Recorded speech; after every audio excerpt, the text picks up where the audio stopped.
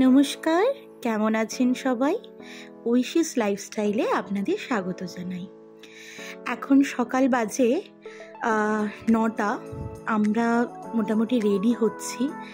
এখন আমাদের যাওয়ার কথা হচ্ছে, আজকে সোমবার, বাবার বার, লাস্ট সোমবার শ্রাবণ মাসের বাঙালিদের জন্য।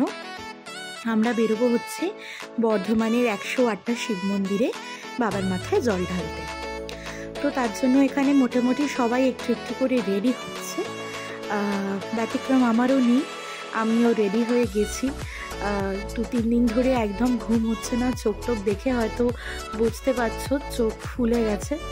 আমি ভেবেছিলাম একটা আজকে শাড়ি পরবো, আগের দিনও একটা শাড়ি পরেছিলাম, কিন্তু ব্যাপারটা হলো কি, খুব টায়ার্ড ছিলাম, আসলে ঘুমই ভাঙছিল না। তার মধ্যে উঠে পড়া, তারপরে আজকের জার্নিটা অনেকটা, কারণ কি আমরা কলকাতা ফিরে যাচ্ছি, বাড়ি চলে যাব বাবার মাথায় জল ঢেলে। ওই জন্য আজকে আমি একটা simple plain and simple kurti leggings পরে নিয়েছি। এখানে সবাই রেডি, এবার গাড়িতে লাগেজগুলো প্যাক হচ্ছে, ঢুকছে, সবাই বেরিয়েও গেছে। আমরা এবার আমাদের গন্তব্যে কিন্তু রওনা দেব। দেখতে দেখতে দিনগুলো যে কেমনভাবে কেটে গেল আমিও বুঝতে পারলাম না।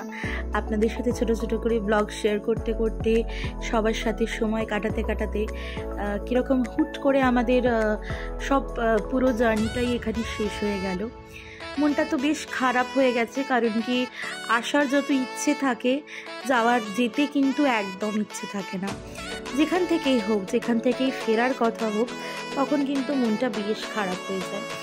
তো সবারই মন খারাপ, তার মধ্যেও নিজেদেরকে পুশ করার চেষ্টা করছি, বিকজ এখানে অনেকের শরীরও খারাপ। মেজদাদার প্রচণ্ড জ্বর, রাজাদা কাশছে, আর আমাদের তো কারোর ঘুম হয়। তো এই আর কি, দেখো মেজদাদা সত্যিই শরীরটা খারাপ। আমরা ওষুধ কিনে দিই মেজদাদাকে, মেজদাদা একজন ফ্যামিলি ডক্টরের থেকে আর কি সাজেশন নেয়, ওষুধ কিনে দেওয়ার পর আমরা বেরোই। তো আজকে আমাদের যাওয়ার একদম ইচ্ছা ছিল না, কিন্তু আজকে সোমবার, শ্রাবণ মাসের লাস্ট সোমবার, তো আমরা প্ল্যান করেই বেরিয়েছিলাম পুরো প্ল্যানটা, যে আমরা লাস্ট দিন বাবার মাথায় জল ঢেলে বেরোবো, বাড়ি ফিরবো। তো তার জন্য কিন্তু আমাদের যেতে হচ্ছে, না হলে আমি এইটুকু বলতে পারি যে আমরা হয়তো আজকে থেকেই যেতাম। আর দেখবে রাস্তায় কত ভক্তরা খালি পায়ে এইভাবে বাঁক নিয়ে, কাঠফাটা রোদ্দুরে, কী যে গরম ছিল, কী যে রোদ্দুর ছিল, কী যে কষ্ট, মানে একমাত্র আমরা বুঝতে পারছি, দেখতে পাচ্ছ, এরা সব দৌড়ে দৌড়ে বাঁক নিয়ে, মুখে বা মনে এতটুকু কষ্টর কোনো ছাপ নেই। সবাই হেঁটে চলেছে, দৌড়ে চলেছে বাবার কাছে যাওয়ার জন্য। আমাদের এখানে গাড়ি করেই আমাদের বাবার কাছে পৌঁছাতে লেগেছে প্রায় 2 ঘন্টার কাছাকাছি, তার থেকে বেশি তো কম নয়। সেখানে এই কত ভক্তরা হাজার হাজার পূর্ণ করার জন্য খালি পায়ে, কাঁধে জলের বাঁক নিয়ে এই পুরো রাস্তাটা অতিক্রম করছে। গাড়িতে যদি 2 ঘন্টা লাগে, পায়ে হেঁটে এই রোদ্দুরে কত সময়টাই না লাগবে। তো দেখো, তোমাদের শেয়ার করছি, এখানে সেই গান বাজিয়ে, দেখো তাদেরও তো নিজেদের একটা মানে ভালো লাগা আছে, তারা সেইটুকুই গান বাজিয়ে নাচতে নাচতে নিজেদের রাস্তাটুকু অতিক্রম করার চেষ্টা করছে। আমাদের এখানে দুটো গাড়ি পরপর যাচ্ছে, রাস্তায় প্রচণ্ড ভিড় ছিল, ওই জন্য আমরা একটু আস্তে আস্তেই যাচ্ছি। এই করতে করতে কিন্তু আমরা একদম কাছাকাছি মন্দিরে ঢোকার প্রবেশে চলে এসেছি। এখানে প্রচণ্ড রোদ, প্রচণ্ড গরম, আমাদের আর বিশাল লাইন। মানে আমরা ভেবেছিলাম 108টা মন্দিরে পুজো দেব, কিন্তু 108টা বাবার মাথায় জল ঢালতে পারিনি। আমরা মেন যে দুটো, শুরুরটা আর শেষেরটা, আমরা পুজো দিয়েছি, বাবার মাথায় জল ঢেলেছি ভালোভাবে।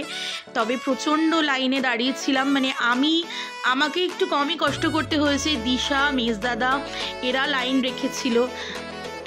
ভগবানের ইচ্ছায় আর ঠাকুরের কৃপায় আমরা ভালোভাবেই পুজো দিতে পেরেছি মন্দিরে। পুজো দিয়ে খুব কষ্ট হচ্ছিল, আর এত গরম, খালি পায়ে মন্দিরের চত্বরে পা ঝুলে যাচ্ছিল। আর যে ভক্তরা দূর দূর থেকে হেঁটে আসছে, তারা যে কীভাবে আসছে, সত্যি আনবিলিভেবল। আর আমরা তারপরে আবার রওনা দিয়ে দিই বাড়ির দিকে। এবার কিছু আর কি খাওয়া দাওয়া করতে হবে, প্রচণ্ড খিদে পেয়েছে সকাল থেকে, সেই উপোস করে সবাই। তো তারপরে হচ্ছে তার থেকে বড় কথা হচ্ছে এই যে গরমে আজকে সেদিকে একটুও বৃষ্টি পড়েনি। তো এখানে আমরা একটুখানি টিফিন করার জন্য দাঁড়াই মামা ভাগ্নে ফেমাস ল্যাংচার দোকানে। এখানে দুটো ল্যাংচা টেস্ট করি, বাকি প্যাক করিয়ে নিই। আর আন্টি, দিদা, সায়ন একটু আধটু কচুরি টচুরি খায়। খাওয়ার পর হচ্ছে আমরা ল্যাংচা প্যাক করিয়ে নিয়ে সবার ঘরের জন্য বেরিয়ে পড়ি। এখানে একটা কাণ্ড হয়েছে, সেটা হচ্ছে সেরকম কিছু নয়, বাট আমাদের সবার প্রচণ্ড, মানে আমাদের যে গাড়িটা যাচ্ছিল সেই গাড়িতে প্রচণ্ড ঘুম পাচ্ছিল। তো তারপরে আমরা আবার একটা হল্টে দাঁড়িয়ে একটা ধাবায় দাঁড়িয়ে আমি এখানে লস্যি খাই। লস্যিটা দেখতে পাচ্ছ কত বড়, আর ওরা ভাত ডাল মানে আরও যারা ছিল তারা সব লাঞ্চ করে, প্রপার লাঞ্চ করে বেরোই। খাওয়ার পর সবার এখানে আরও প্রচণ্ড ঘুম পাচ্ছিল। আমি তো সামনে বসে, যেহেতু সায়ন গাড়ি চালাচ্ছিল, আমি ভীষণ স্ট্রেট থাকার চেষ্টা করি, বাট আমার ঘুমে চোখ একদম বন্ধ হয়ে আসছিল। আমি ওয়াজ লাইক পারছিলামই না। সায়ন বলছে ওরও প্রচণ্ড ঘুম পাচ্ছে, আর পেছনে তিনজন তো ঘুমিয়েই যাচ্ছে, মানে ওরাও চোখ রাখতে পারছে না। তারপরে এখানে আস্তে আস্তে দেখো পুরো বৃষ্টি, এত জোরে বৃষ্টি, মানে একে তো ঘুম পাচ্ছে, তার মধ্যে এত জোরে বৃষ্টি, আমরা কিছু দেখতেই পাচ্ছিলাম না চোখে।